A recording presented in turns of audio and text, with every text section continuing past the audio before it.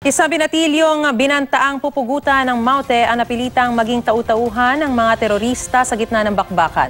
Nakita raw niya mismo ang ilang leader ng grupo bago siya makatakas. Balitang hatid ni Bam Alegre, exclusive.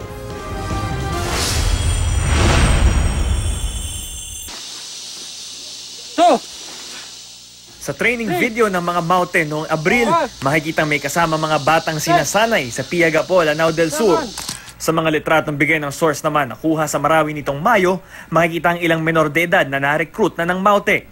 Hindi na nga bago ang paggamit ng mga menor de edad, kaya inakala rin ng mga otoridad na Maute ang 14 anyos na binatilyong Maranao na ito. Sa pagsasalaysay ng testigo sa Provincial Prosecutor, May 24 daw, nang ikomandir ng mga Maute ang kanyang motorsiklo at isinama siya. May 28 naman daw ng umaga nang tumakas siya.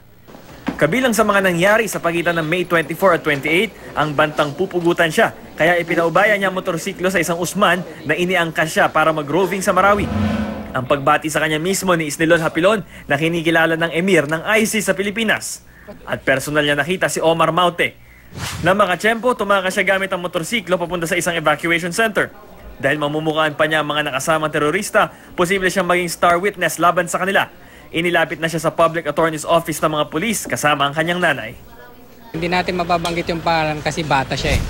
So pinaano lang natin yung affidavit niya, but in due time baka magagamit natin to file a case. Tinitiyak ng pamahalaan ang seguridad ng testigong menor de edad maging ang kanyang mga kaanak.